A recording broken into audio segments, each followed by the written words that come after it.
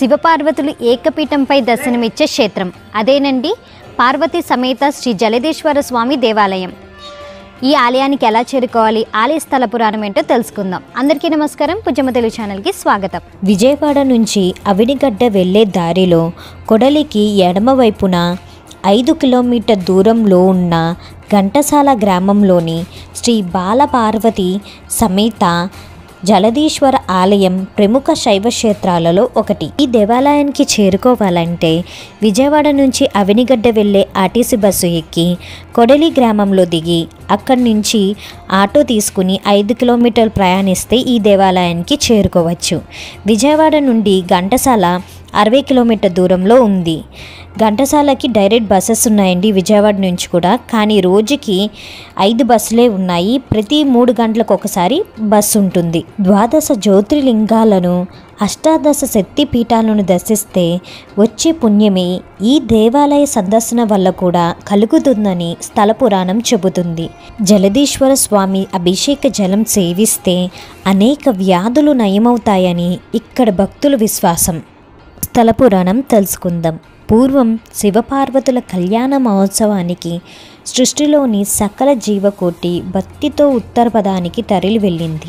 జీవకోటి భారంతో ఉత్తరపదం కుంగిపోసాగింది.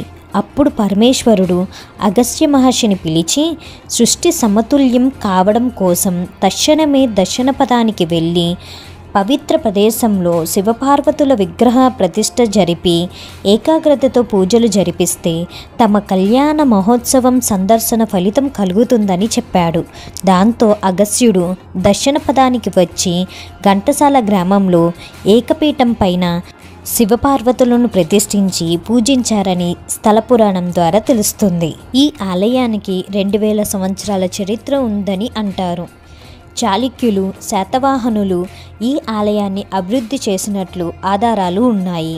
ఆంధ్రప్రదేశ్లోని ఇది అతి పురాతనమైన ఆలయాలలో 4వదని పురావస్తు శాస్త్రకారులు చెబుతున్నారు. గుడిమల్లం, అమరావతి, ద్రాక్షారామం ఆలయాల్లోని శివలింగాన్ని పోలి ఉంటుంది ఇక్కడ శివలింగం. అప్పట్లో వ్యాపారి నిమిత్తం సముద్రంలో పడవల్లో ప్రయాణించిన వర్తకులు, మత్స్యకారకులు, నావికులు ఇక్కడ శివుణ్ణి అర్చించడం వల్ల ఈయనకు జలదీశ్వరుడు అనే పేరు వచ్చినట్లు చరిత్ర చెబుతుంది. సాధారణంగా గర్భగుడికి ఎదురుగా నంది దర్శనమిస్తాడు.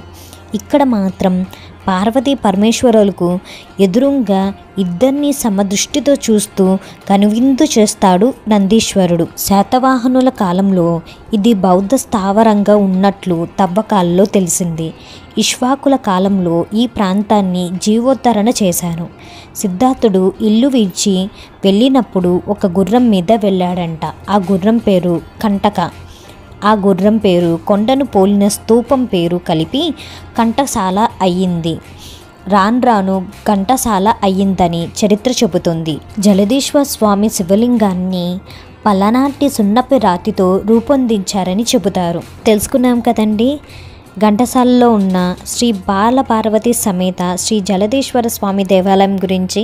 మీకు కనుక ఈ వీడియో నచ్చినట్లయితే లైక్ చేసి, షేర్ చేసి, సబ్స్క్రైబ్ చేసుకోండి. మీరు షేర్ చేయటం వల్ల చాలామందికి ఈ దేవాలయం గురించి తెలుస్తుంది. మరొక మంచి వీడియోతో మీ ముందుంటాను. అప్పటి వరకు సెలవు.